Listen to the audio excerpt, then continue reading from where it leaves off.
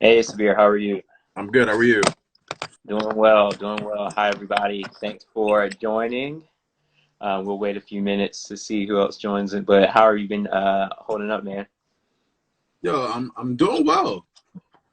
You know, considering what we're doing, I'm still alive and kicking. But and that is something to be thankful for, definitely, because it How is are you? in the streets. I'm okay, man. Being in New York City is definitely it's definitely a lot. Yeah, I feel uh, like things have changed for New York drastically. yeah, New York is definitely it's almost a shell of itself.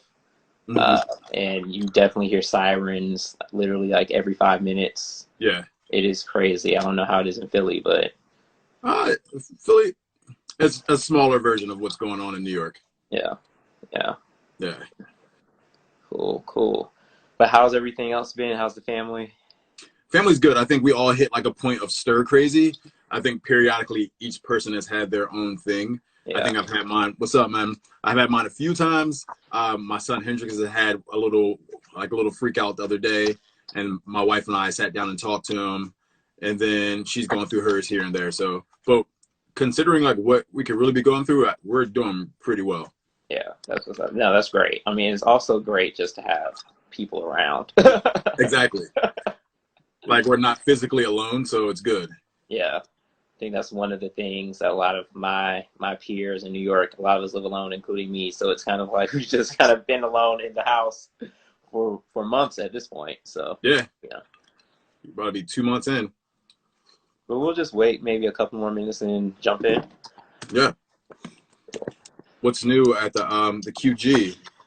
We are definitely just bringing out this content, man, doing a lot of lives and, working on putting out content for the site. I think what's been interesting is, so rapidly the needs and demands have changed Yes. of what people are looking to consume and what's going to be helpful to to the audience. And that's going to be part of what our conversation is today too. Like so much has changed so quickly in terms of what people need and what people are responding to.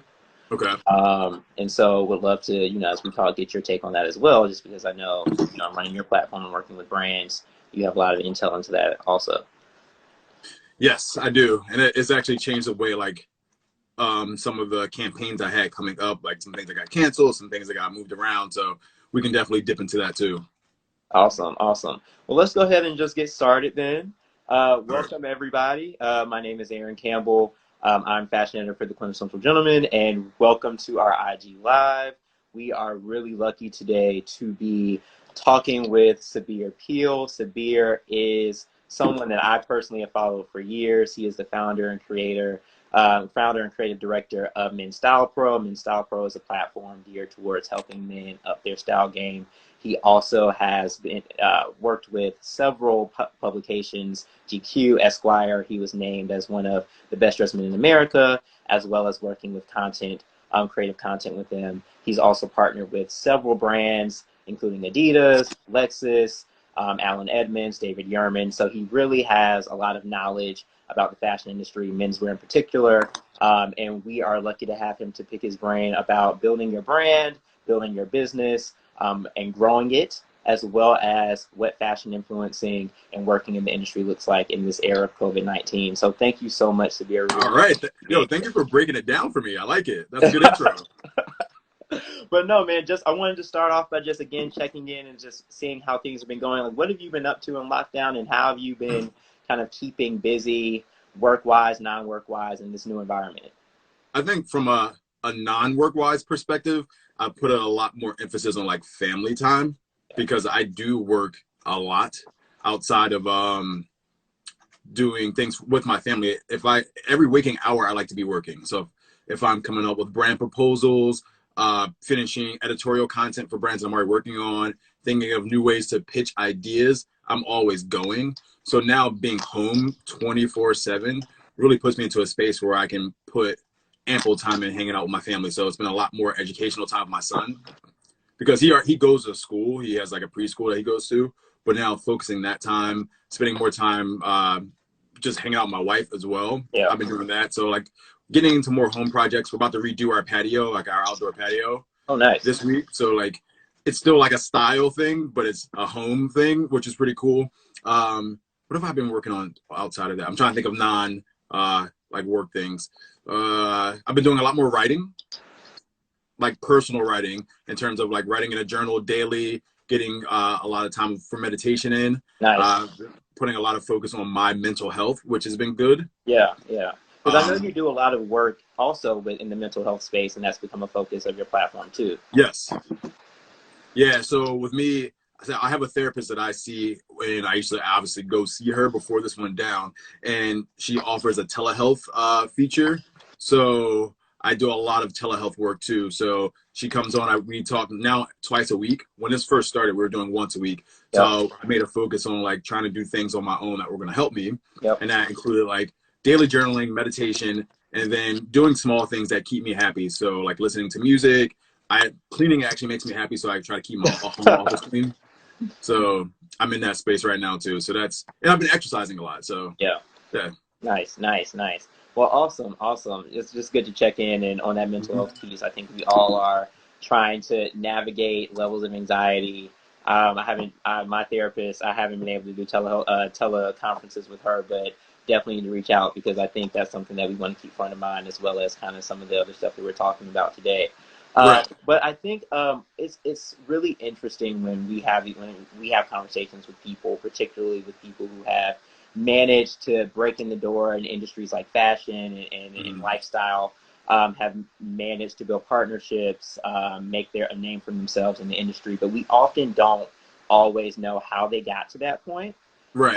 And context is important with everything, in my opinion. So would love to just start the conversation. Some people are familiar with you and your background, some people aren't. So just Yeah. kind of going back a decade A and literal decade now. literally and letting us know like how you got into the fashion industry, what that was like for you, and how those experiences undergirded your creation of Men's Style Pro. Yeah.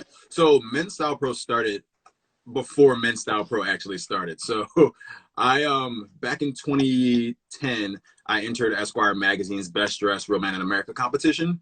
And out of the 3,000 people that entered, I made it to the final 5 as a 23, 24-year-old. Nice. And I originally didn't want to start a blog. Like that wasn't my interest. I really like blogs, and I actually love magazines. Like I was a magazine hoarder, reader, all that. I even wrote fake articles and sent it off to GQ back in the day. But that after being in the Esquire competition and making it into the magazine, I had a little bit more name cachet on the early menswear interwebs. Like people were talking about me on like Style Forum and Dapper.com and all those sites. And I started to make some friends in that like internet community. So September of 2010, the article comes out, and I started writing for theexaminer.com at first. I don't know if you remember The Examiner.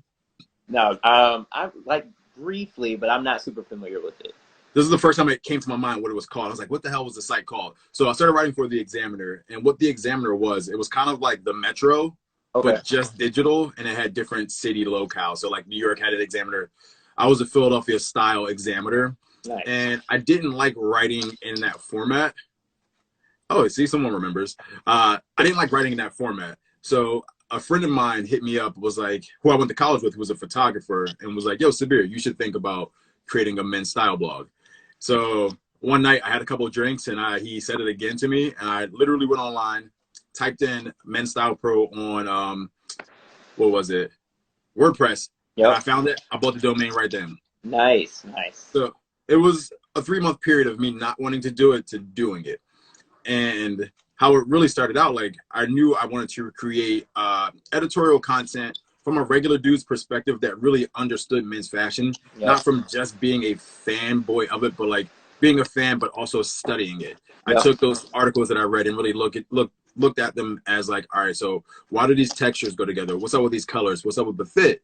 How do these drape on certain bodies? And like, how is it all accessible to different people? So my site really started out as like more of a budget fashion site and breaking down the versatility of men's style, which it hasn't strayed too far from it today, but it's grown with me as much as people who've read the site have grown. Like you've gotten a little older, you got more money, you learn how to make your money work better for you in terms of what you buy and what you wear. So over the years, it's grown from just doing like personal style, but then reaching out and working with brands on that end too to create content for them.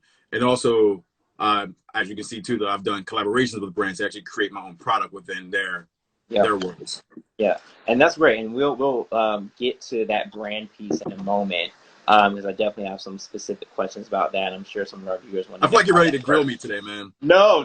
I mean, people, this is the thing, and this is kind of like people, I think we're in a space right now where so many people are taking a step back, whether it be because they're home much more than they were before. Maybe they may not be working in the same capacity they were working before. So many people are trying to figure out and recalibrate around, like, what do I really want to do? Like, how do I get some of that stuff that I've been thinking about, that I've been kind of dilly-dallying about, with, you know, when I was working full-time or was at, you know, out at parties or socializing all day? Like, how do I actually use this time to do that? So I think you have a lot of insight that can help a lot of people figure that out. So Jace just popped in from Grungy Gentleman. I do have on the date, Jess. Oh, nice. I'm trying to get my watch name up, actually, so we need to talk about that offline. But you mentioned kind of transitioning through the decade. So you started around 2010, right? Yeah. And so when I graduated from college in 2010. So I'm very familiar with the fact that, you know, Facebook was around and, you know, Twitter was around, but it wasn't, social media was nowhere near what it is now in terms of its level of influence at that time, and people really using it to, you know, build names for themselves, build brands. It was starting, right? That was starting at the beginning of the decade. Now we're in this space where social media really is kind of king in a way. Yes. How did you take Men's Style Pro from kind of being an online based site to kind of adjusting to this new climate of having to have a social media presence, and how did that work out for you? So I kind of break it down now because I had to look at it in terms of like what social media means now. And if you look at really Instagram itself, Instagram is really its own platform. Right. And I kind of cater some of my content on Instagram to be a reflection of what's on the site, because I want to drive people to the site. If there is a like a blog post or something that relates to the imagery or videos that I'm putting up. But I almost treat Instagram as its own thing and still try to drive people to the links and URLs, whatever it's going on. Okay. But if you look at Facebook, Twitter, and Pinterest, those are still like distribution streams for me in terms of coming from site to all the platforms out. But Instagram is almost its own entity. And you see that in how like brands want to work with you. Some brands will only want to work with you on Instagram. They were like, don't share us on Facebook or Twitter, just Instagram, because they see that more as a gauge of engagement for them. Yep. But I still always direct back to using the blog first for brands, especially for if you're doing a post or a feature where it's a product, like I'm styling a product. The end goal for any of this is to sell that product and create some brand recognition or further brand story. And from an SEO perspective, it's very hard for you to track what's going on from Instagram. Right. Unless you're doing something that's strictly Instagram story, swipe up, get that that information. So I really treat Instagram as almost as its own entity, giving it its own type of thing. So doing these live things here or content that's just going up on Instagram, that's a visually captivating. And I keep the blog for more long form things. I got it. That's really helpful information. Yeah. So kind of sticking with brands, can you talk to, you know, a lot of, again, people who are in this space starting out don't necessarily may not have any connections to get, connected, for lack of a better phrase, to brands or to people who make those decisions. How did you start off, and when you started at the beginning? What was your strategy around the brands that you were working with or that you reached out to, and what did that look like, and how has that developed and changed? So originally when I would do like a blog post, like me and my wife would go out, because everything I was doing was shooting original style content. So like I might find something at a thrift store or eBay or something that I've bought, style something 3-4 ways, go out and shoot it. But whatever I was highlighting, I would then take that blog post or some images, put a quick pack together, like a digital pack PDF, and email that to whoever I could find from that brand. So I would search LinkedIn, early social media people, and like drop a link like, hey, I'm Sabir from Men's Style Pro, did this blog post featuring your product. Would love for you to check it out. Let me know what you think. So I was very aggressive in finding ways to even find one person or even like a dead account to reach out to, like, hey, I'm doing this. But as I got deeper into the business, I started to figure out that like there are lists online of like PR showrooms that represent brand XYZ. And if you Google like Kenneth Cole PR, someone might pop up, like all their contact info might pop up. Right. So it's about dumbing down the work a little bit, because you think like, oh, if I post something on Instagram and tag the brand, they're going to see it. They're not going to see it. I'll just tell you straight up, they won't see it.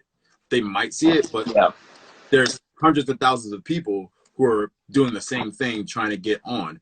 But if you're not thinking of it from a business perspective, like, okay, I did it from the hobby end to create the content. Now from the business end, and then from a business end, now you're reaching out to the brand with your pitch. Like, what's the investment and return on the investment for the brand? Like, why is it worth working with you to do this? So that's when you start really digging to find out who's the PR contact, do they do in-house PR? Do they outsource their PR? And is it info@whatever.com, or is it a Kelly Redmond at whatever? That's the name I made up. That's not a real person. So, but Eric, it was more of the true get on the ground and search. And I still do that today, even though I know all the people. Yeah. Because there's so much turnover in that part of the industry where you have to realize that like someone that you knew who was like your in-house contact for 2 years, especially during things like this, might be gone now. Right. No, that's real. Eric, who is our editor-in-chief, shout out to Eric. He asked a question. Do you shoot your own photos, or do you have a photographer? I have a photographer. Only time I shoot my own photos, if you see something that's like a still shot of something that I'm not in it. Okay. And I'm shooting like a detail of like, I shot a picture of my Seiko watch, this watch. That's a dope watch. Love that strap. Yo, it's on sale right now too for like $98. I mean, I'll drop you that link.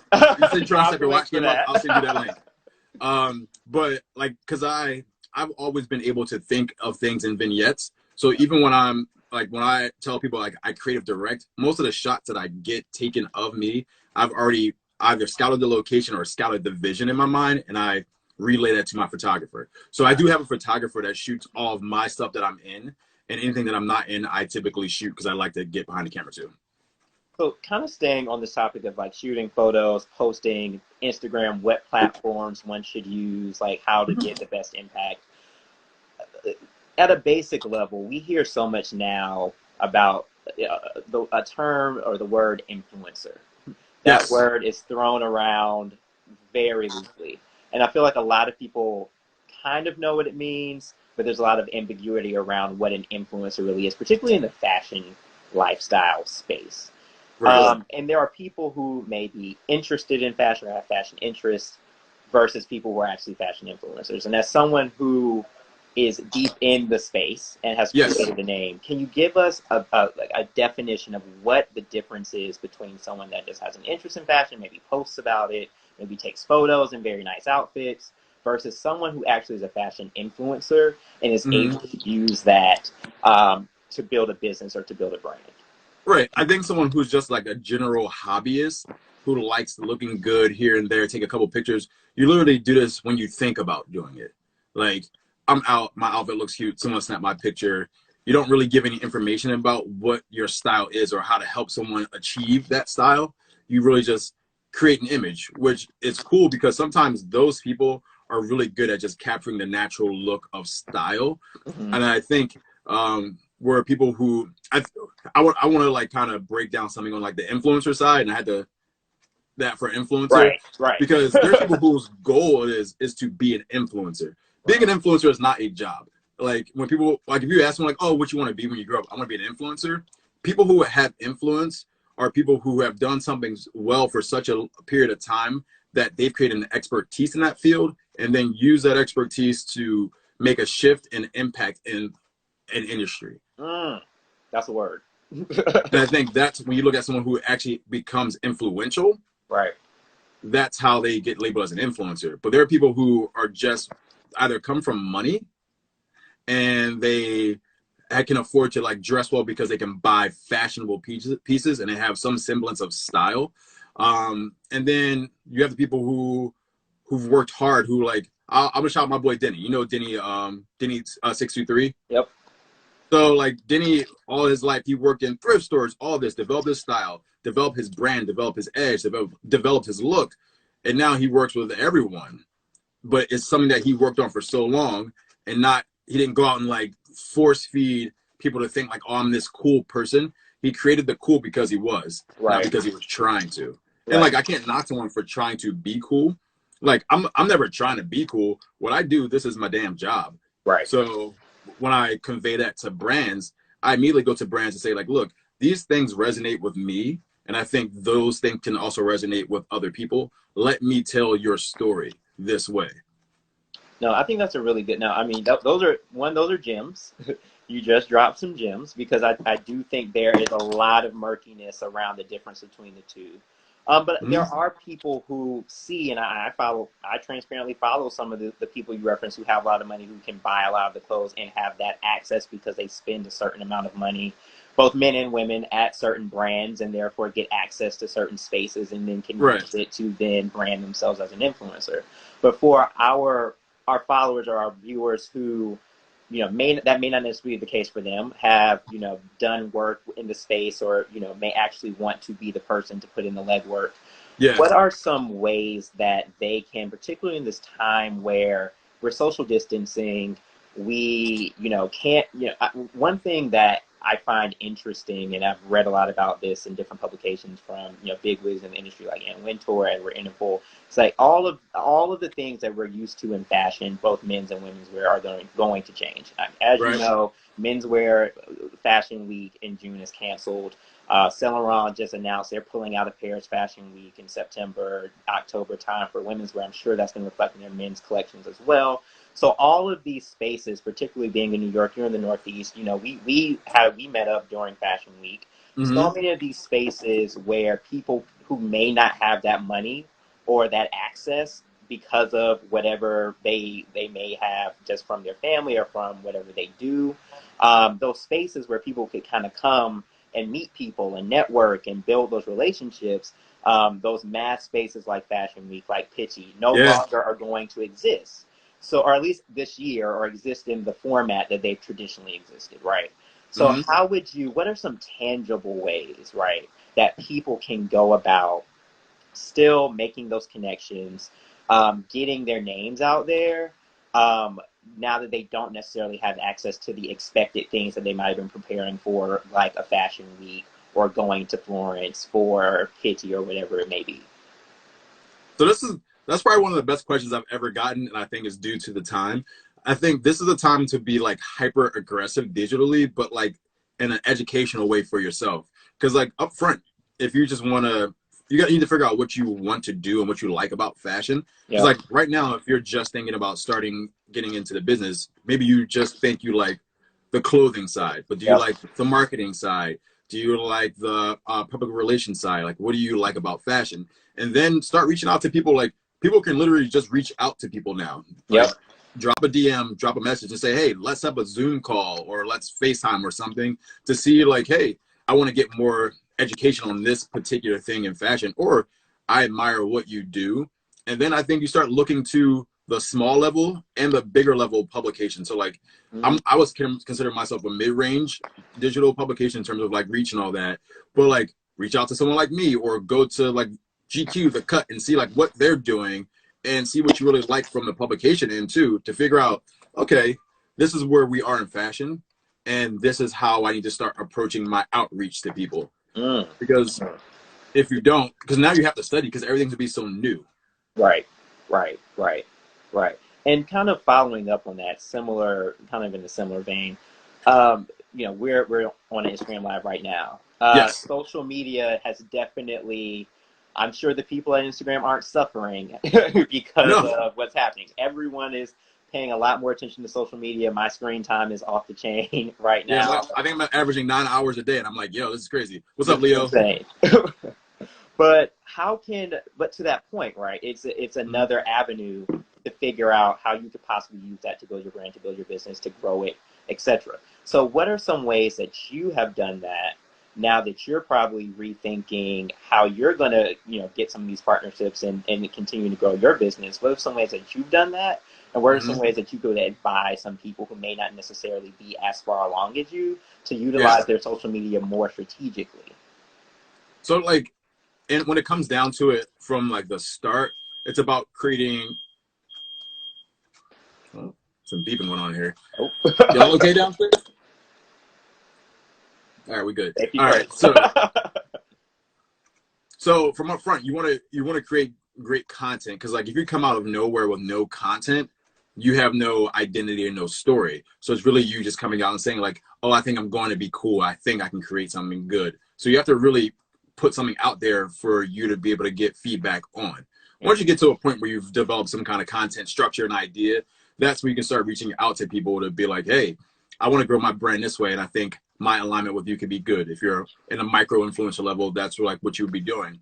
Also, it's good to look at like what marketing ideas are like popping right now. So like, here's a book. It happened to be right behind me, but this book, you see it, Yep. the Fashion Business Manual. Right. Everything in here, it's a breakdown of like everything from branding to production, resale, hotel, wholesale, and startups. Nice. And I'm reading it just to get a grip on so many different things, because I know for me, not only do I run Men's Style Pro as an editorial, I also consult for brands. Like when I'm not in front of anything, like I'm not the face. So I'm like, how can I make a brand better using what I've built? Yeah. So there's a lot of people out there that are not working right now who have all these skills, and they think they can only do the one thing that they were doing, not realizing that their skills are transferable from whatever industry that they're in. Yep. Like my background is educational psychology and business management, and I worked at a university for the majority of my career. So like my skill set in terms of working with people was public speaking and like very detail oriented things and sales overall. And like, so I love getting in front of people and talking, but then over the years, I honed this skill of fashion. So what I can always tell, or I will always tell people, look for things from a brand that you don't see to pitch to them. So like, remember you guys feature my shoe collaboration with 3DM. So I literally re-pitched them because I didn't see them doing any actual collaborations with people. Nice. Okay. I was like, you don't have this, you haven't done this yet, and this is what I think can help you. So you did the research on the front end to know where their gaps were. Right. Because it's like, how are you going to go to Nike and be like, yo, let me do this running campaign? That's been done. But you can say, hey, Nike, I know you're very into running. Obviously, you have Nike running and this and that. We're in the social distance era. Let's talk about like how I develop a running plan under the social distance era. So like now it's topical, and you're doing something in their wheelhouse. But is there, and this is, I guess, again, to kind of give people perspective that may not necessarily have the purview that you do, is there business right now? I mean, is there business right now? Just leaving an open answer. Are brands really looking, are they spending money? Are they looking for partnerships? What's happening? Right now it's more no than yes, to be honest, because like I've lost campaigns that were like, I had two major campaigns that were going to happen between March 25th and April 25th, and almost lost both of them. And that was like 20 stacks. That was like a big hit of money. And I looked at that, like that made me sad. I was hurt, like legit hurt. And I was like, all right, we'll figure it out. One of them got pushed, and the other one I lost. Yeah. And then it might come back for the fall. But in terms of like, is there actually work? Some brands who are based in like furniture and housewares, health and food are starting to get back into like having money to do that. So they're opening their budgets back up, because like no one knew for a while, but everyone has to eat. People are living. So you have to look at like, what are the basics and how can you pivot those things to create content and work with brands. Got it. No, that's like, because everybody wants to be fit, so something in the fitness realm. Everybody wants to eat good, so you want to do something that's going to be food and fitness. Everyone's cozy, trying to be cozy at home, but also has to do stuff like this and Zoom things. So like, how can you do fashion that comes across for those things? So if you look at what are our basics for now, those are things you can just harp on, but not overdo it, but do it in a way that's accessible, but also worthwhile for a brand. I mean, I think that's helpful, and being able to your point, kind of, use some of those non-traditional or industries that you may not necessarily automatically think of align to fashion and lifestyle and kind of bridge that gap could be a good way of kind of bringing in some business. That's a really good point.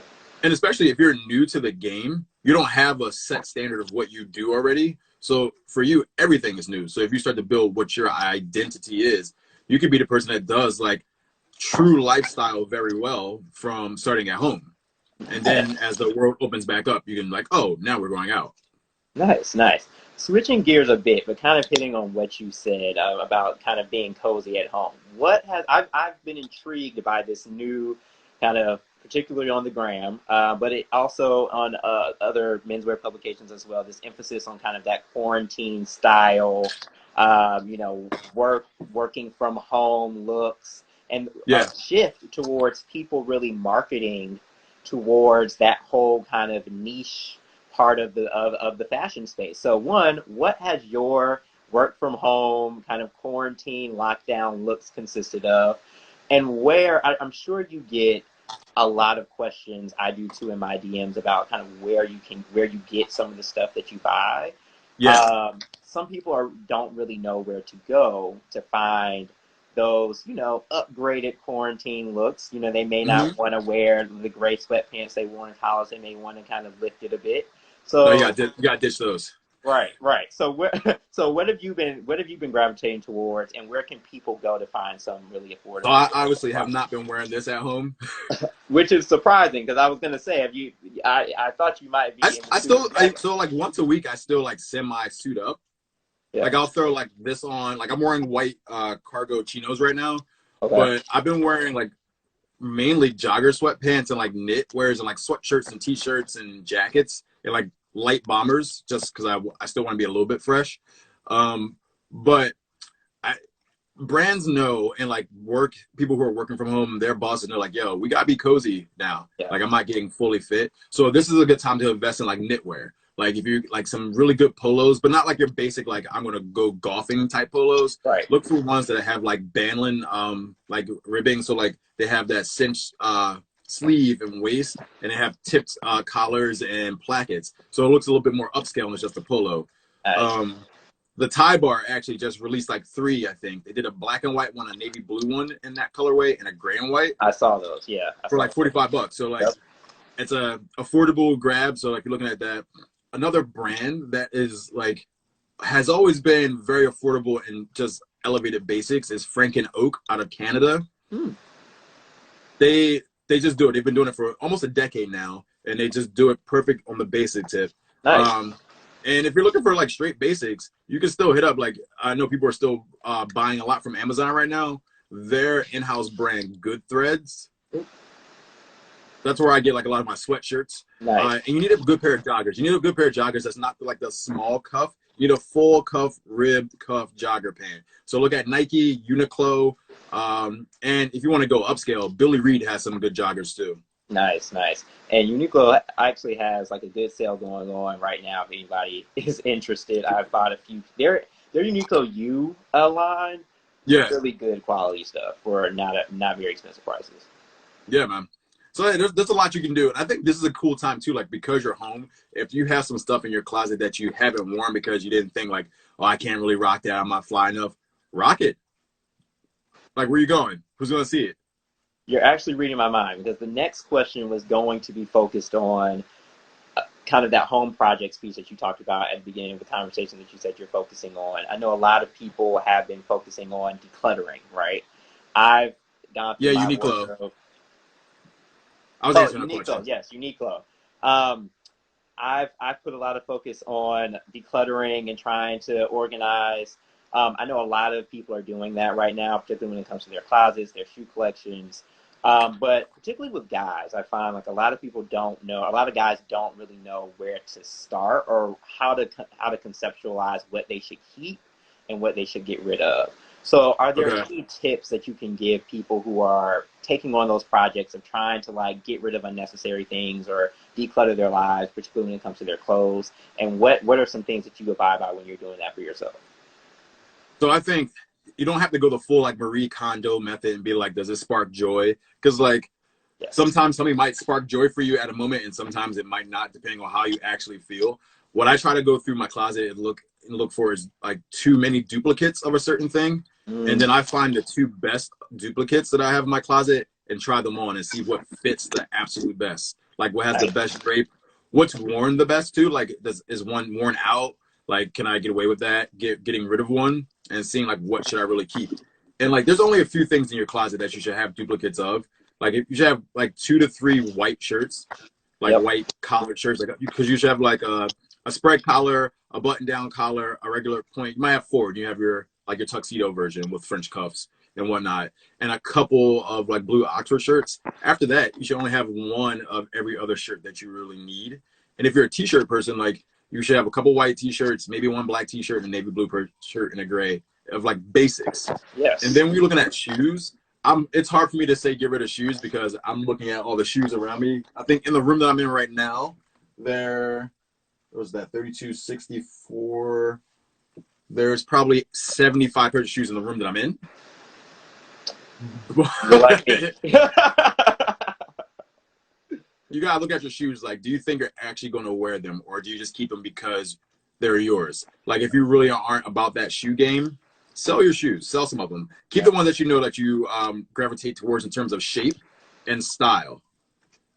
That's what it comes down to, shape and style. Like, what looks the best with most of your outfits? Because what you'll realize from like things that you wear the most, specifically shoes, you gravitate towards things that have a certain silhouette. And I bet you have some things in your wardrobe or in your shoe wardrobe that don't fit that silhouette anymore. You just have them because you're afraid to get rid of them. I literally just put in my donation pile a pair of gray double monk strap shoes I've had since I moved to New York like 7 years ago. I bought them at Banana Republic when I first moved to New York. Yeah. Literally worn these shoes like 2 times, but I was afraid to get rid of them. It was like they're brand new. They're they could go with a lot of stuff. But to your point, the silhouette just didn't flow with how my style has changed over the last 7 years. So I think that's a really good tip. Do you abide by the if you haven't worn it in a year, get rid of it kind of mantra? No, not really. Okay. Because like there's some stuff, and I almost 100% wear everything that I have within a year. But some stuff I don't, just because like I don't feel like I want to at that time. But then I'll get back into something real heavy and I'm like, oh, I'm glad I kept you. Yeah. But if you start doing that with too much stuff, if you have too many like places in your house where you have clothes and you're like, oh, I haven't worn that in a minute, but it's going to come back around, get rid of it. Yeah. No, that's a good point. Where do you, to this point of what to keep and what to get rid of, I think a lot of people in the industry and just the general population are really considering what life is going to look like when we come out of this, when we come out of COVID-19, out of this lockdown situation. Where do you see fashion going? Do you think that there's going to still be a high level of interest in suiting and tailoring? Or do you think we're, with this emphasis now that we have on sweats and athleisure and being comfy and working from home, that we're kind of too far gone at this point, and that there's going to be less of an emphasis on getting dressed up? So I don't think there's going to be a decreased emphasis on getting dressed up. I think there'll be an uptick in both. So both what's going to happen in the casual pieces, I think you're going to start to see more luxury brands putting more luxury fabrics into those things. So like a high mix of like cashmere blends and different things that you'll see happening outside of just like traditional like terry knits. So I think there'll be an uptick of both. But I think there's going to be a lot of guys who are tired of wearing sweats. Right. And like when the world opens back up, they're going to want to throw on that blazer, throw on that dope leather jacket, some real tailored wear. I'm curious if it's going to be like, because I think GQ just put out an article like the menswear boom 2.0. Yep, and I'm curious if it's going to be that real big boom that happened right after the financial crisis of 2008, where guys were like, all right, I'm going to get my selvage denim and the double monks and all that. And I don't know if it's going to be that big because the shift in terms of what brands are doing regarding and what kind of practices they're using and what kind of products they're going to create might also shift the way guys are dressing. Well, that's a really good point. And sustainability is like the word, other than influencer, is the word in fashion right now. So I think that's a really good point. I'm really interested to see what happens generally, but particularly when it comes to fashion once we kind of get to the point where we're going outside and socializing again. Yep. So I have some rapid fire questions for you. All uh, right. First thing that comes to your mind, honest answers. Really want to know just for fun. And so let me know when you're ready, and we can run through those. I'm ready to go at all times. Perfect, perfect. Okay. So do you prefer to wear sneakers or hard bottom shoes? And why? I'm gonna be true to my soul. I'm gonna say hard bottoms Why is that? because that's why I've worn the most. I wanted to say sneakers because I know that's what I've been wearing the most now. I've actually been wearing Birkenstocks the most now. Just got a pair in the mail a couple of days ago. Wait. What color did you get? I got yellow. Oh, I got the black ones. Nice, nice. Yeah, I saw those. I was like, I'm just gonna have fun with it. No, I got a pair of yellow ones. I actually saw I forget his name, cause his name on Instagram is because he's a basketball player. He had on a fit with some. I was like, oh, or Kuz. Okay. I forget his full name. Oh, Kuzma. Yes.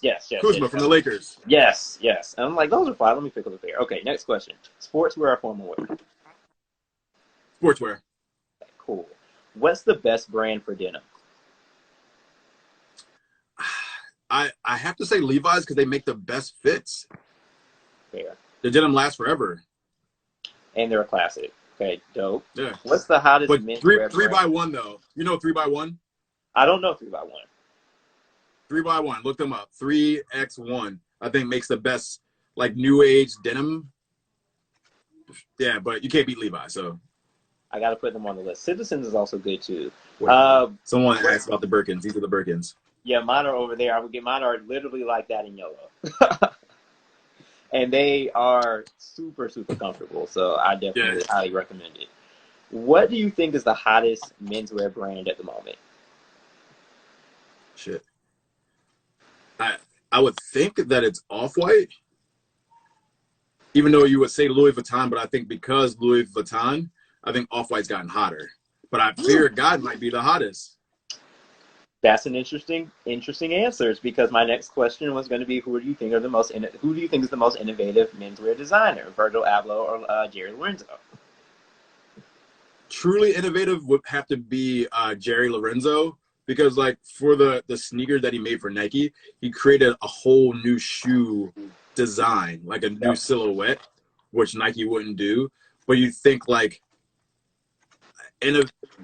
they're both innovative, but I'm gonna give it to Jerry right now. But Virgil, I love you. If you want to send me some stuff, holler at me. Virgil, we will take the merchandise. I mean, no, that's a really good point because I actually was reading, I don't know if I was reading an article, I was listening to a podcast or something where they did differ between the two in the fact that Jerry created his own silhouette, even Kanye creating his own silhouette, right, versus Virgil more so readapting silhouettes that have been in the game for a minute, which isn't necessarily the same thing as creating something from scratch. So I think that's a really good distinction. Wait, before you say that, what I think is cool about Virgil though, he's done something to where that like when you see a Virgil product because of the way he has remixed things. So I think that's even cooler. He's like the Diddy of fashion. That's a good. I mean, Vuitton, like literally, Vuitton menswear is much hotter than the women's wear lines. Like Vuitton menswear is. I know women who are trying to get their hands on the menswear stuff. It's that. I don't even know what the women's stuff looks like. Yeah, and for it to be from the design for the designer to be who it is, it's really interesting. But yeah, Virgil is definitely doing this thing there. What is your favorite season for dressing? Spring, and it's probably real opposite of like all the menswear cats because everyone loves fall. I like spring, man. I'm a spring kid. Why spring versus fall though? Because they're the same season to me. Okay. Like essentially, but like I can get away with wearing seersucker. I can throw some linen on and still be like really seasonally appropriate. And I like it to be a little warm. Cool. If you could go back to any time period in fashion, which would it be? Definitely the 70s. I'm like a Tom Ford style stan. Like I love me some wide lapels, some big ass glasses. I'm not a real big bell bottoms type dude, but I like this. I love the sexiness of what the 70s represented. Like I like having the chest out. Like that was my vibe. Tom is the GOAT when it comes to menswear. Yeah. To me, Tom is the GOAT. I definitely can't wait till I can go in and pick up something other than sunglasses. I have Um, a pair of sunglasses I'm about to sell that are Tom Ford too. Just everybody look out. we need to talk offline about that. uh, what is your favorite affordable brand for you to personally shop? Favorite affordable brand for me to personally shop. It might still be Frank and Oak. They Okay. do something right for me. Like when I need a really good basic that has like a little bit of a higher end feel, it's Frank and Oak. And for the viewers, what's their usual price range? Things will start at like $30 up to like maybe 200. Yeah, cool, nice. And And I'll last, slide into Uniqlo though. I can't front. I will slide into Uniqlo heavy. yeah, Uniqlo is definitely a staple that everyone should be familiar with in the wardrobe. And it's Oh, yo, they make amazing sweaters. Someone just asked, how are their sweaters? They're outstanding. The knits are good. They're strong, and they're soft at the same time. So I'm a stan. And this is not an endorsed like pitch. I just love Frank and Oak. nice, nice. Rapid fire question: which athlete do you think has the best style and why?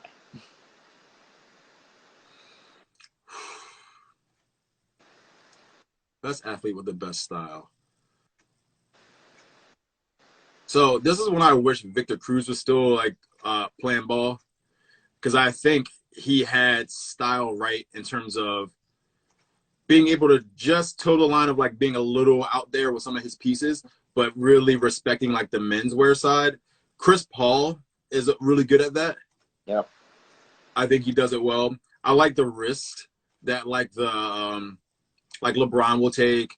Well, Russell Westbrook. I like Russell Westbrook as a style like um, inspiration more than anything else, because he Yeah. has pieces that I could take pieces from.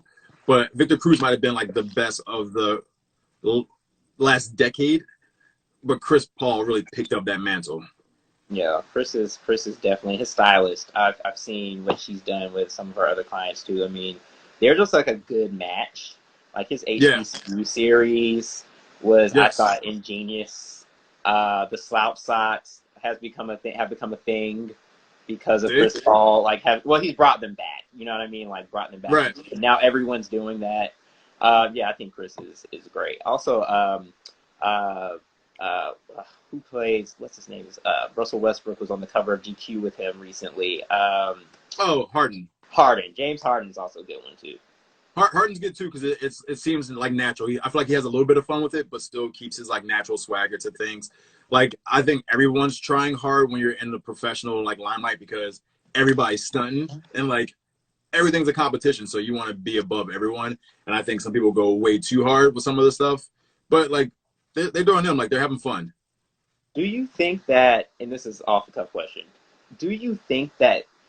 I mean, I've noticed with athletes in particular now, it's almost more. And I actually had a conversation with an athlete a couple weeks ago. That it seems like they put more emphasis on what they're going to wear to the game, almost more than the game itself. Do you think that's actually genuine, or is that more of a trying to keep? What's your thoughts on that? Like, is it genuine, or do you think it's trying to So keep up with the times? So where I look at that is like there's a lot of younger athletes who are like just I'm gonna use basketball specifically. You don't see it too much in football, more basketball, because basketball has always been like the showtime sport, Yep. especially with the walk-in down like the back before you go to the locker room. Yep. And I think a lot of the young athletes are so used to growing up in this particular like Instagrammable culture, is that if they're not shining, because they might not even get any like real play time, but Right. they can stunt going through the tunnel. And there's guys, and this is guys on my squad, like the Sixers, where I'm like, yo, how are you stunting so hard from your car to the tunnel to the locker room, but get out on the floor and give it up, and you're a millionaire? I'm not Yeah. gonna say the name of the person, but he's a starter, but you need to shoot that ball. I'm just saying. But yeah, I But think they're just too caught up in the game of like who I'm cooler than everyone, and if I don't want to look bad, and they yep. think this is going to be that might be the highlight of their day, making the like GQ best dress highlight reel instead of being an all-star. Yeah. And the crazy thing about it is I remember when Russell Westbrook was really, when I first got familiar with Russell Westbrook years ago, and people used to clown the way he dressed back in the day. Mm-hmm. And now it's almost as if everyone's trying to up the ante on how Right. outrageous they can be, or how. Because like Oh my God. he set the new standard of like I don't give a f and I'm going to be fly, Oh, but he also backed up the play. Like his team has never like won a chip, but he's become a superstar in terms of his actual playing ability. yep, yep. Someone said Ben Simmons. Ben Simmons is also. Really I'm good. not going to say if it was Ben Simmons or not. I can't do that. Oh no! I was saying I like Ben Simmons style, but I didn't make that. Well, we'll move on. But no, Sabir, I know we're coming close to the end of the conversation. I want to thank you for taking the time to speak with us. But before we go, wanted to just ask one more question. Yeah. If I were someone that, in this time saying, okay, I know I want to work in the industry. I kind of know where I want to land. I want to, build brand partnerships. I want to start my own site. I want to develop my name in the industry in that way. What are Mm-hmm. three tangible things that the top three tangible things, again, for a beginner, someone that doesn't really have any connections, that they can do tonight, they can do tomorrow, they can do this week, Okay. that are very actionable that they can take away from this conversation? If you're gonna, I think one is to just build the site. Like, think of a domain name, something that has a good reach to it. If you're, and don't be regionally specific. Like, say you live in New York, don't be like Men's Style Pro New York. Like, makes no sense. But create your name and buy that domain, get it, have it, own it. You want to own your stuff. Two, but I want to put that as like 1 and 1A. Have a voice, like a Yeah. true direction of what you're doing. Like, what are you talking about? Why are you talking about it? Why does it interest you? And be original with it. Like, that's my number two. Be original in terms of like how you present your content too. Like, make people want to know why and how you do. Because I think besides you putting out a pretty image, the content that you put out and the reasoning why you do it is what's going to keep people coming back. Yeah. That's good. Three, look into creating a media kit. Even though you don't have any stats yet, your media kit from the jump should be like, this is why I created my site and my platforms, and this is how I can be helpful to you. And then put in whatever stats you have, like I have this Instagram, this, and this. And so people can understand, like, you take this seriously as a business person and you're not in here just to get some free clothes or things like that. Because once you keep doing that, if you just want free shit, people will run all over you in terms of brands. They'll just be like, oh, hey, I'm going to send you this. We need you to post this for us. Instead of being like, hey, let's actually partner because they value you as a business. Those are really good points, man. Thank you so much. Thank you so much Create that for. media kit, y'all. Media kit. Google it.